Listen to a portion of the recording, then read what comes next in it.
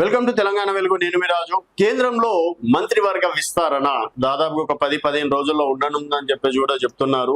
And కేంద్ర మంత్రివర్గ విస్తరణలో మరి ఈసారి ఎవరికి తెలంగాణ నుంచి ఏమైనా అవకాశం ఉండబోతుందా? ఇప్పుడున్న దాంట్లో మంత్రులకి మార్పులు చేర్పులు ఏమైనా చేయబోతున్నారా? సో ఒకవేళ కొత్త వారిని తీసుకుంటే ఎవరి పేర్లు బలంగా వినిపిస్తున్నాయి అనే దానికి తెలంగాణలో దాదాపుగా 3 పేర్లు అనేది బలంగా వినిపిస్తున్నాయి. అందులో మొదటి పేరు డికే అరుణ. సో డికే అరుణ సీనియర్ నాయకురాలు. గద్వాల్ జేజమ్మకు కూడా డికే అరుణ గారిని పిలుస్తుంటారు. అలాగే భారతీయ జనతా పార్టీ నుంచి మొన్న మహబూబ్ నగర్ ఎంపీగా కూడా గెలుపొందడం అనేది జరిగింది. So YS Rajasekhara Reddy cabinet లో మంత్రిగా కూడా చేయడం అనేది జరిగింది.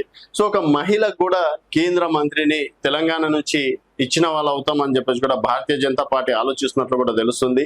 సో ప్రస్తుతం ఉత్తర తెలంగాణలో భారతీయ జనతా పార్టీ బలంగా ఉన్న దక్షిణ తెలంగాణలో కొంతవరకు భారతీయ జనతా పార్టీ అనుకున్నంత స్థాయిలో ఓటు శాతంని రాబట్టుకోలేకపోతుంది.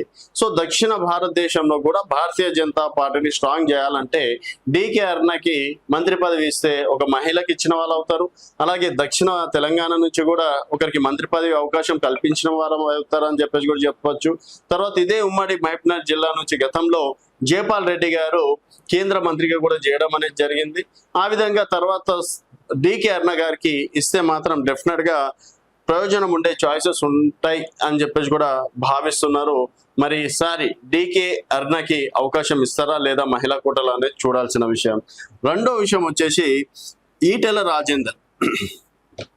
ఈటెల రాజేందర్ గారు దాదాపుగా 30-40 సంవత్సరాలు సీనియర్ నాయకులు.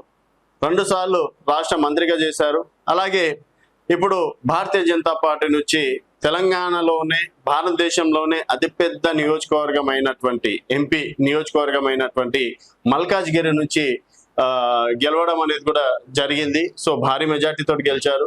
సో ఈటెల రాజేందర్ గారు ఇక్కడ తెలంగాణలో ముదిరాజ్ ఓట్ బ్యాంక్ కూడా బలంగా ఉంది కాబట్టి సో ఈటెల రాజేందర్ గారికి ఇస్తే బీసీ నేతగా ఫోకస్ చేసిన వాళ్ళు అవుతారు.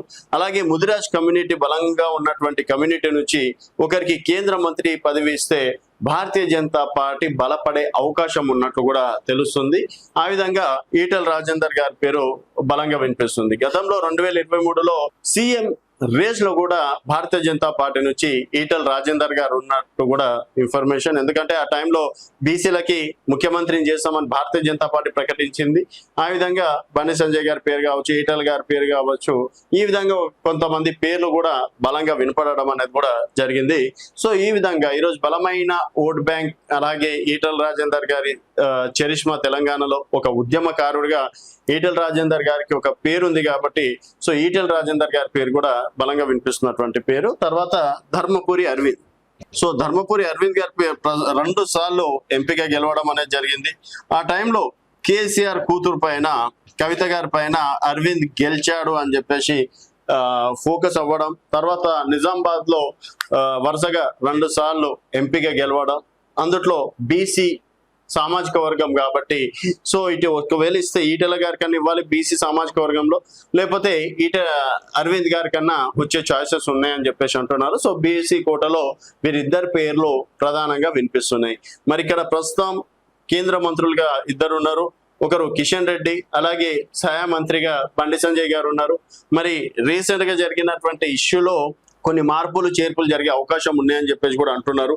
సో మొత్తానికి మరి కేంద్ర మంత్రి వర్గంలో ఈ 3లో ఎవరికి అవకాశం రాబోతుంది అనేది వేచి చూడాల్సిన విషయం. అండ్ ఎవరికి వస్తే బాగుంటుంది అనేది కూడా మీ అభిప్రాయాల కింద కామెంట్ రూపంలో తెలియజేయండి. చూస్తూనే ఉండండి తెలంగాణ వెలుగు.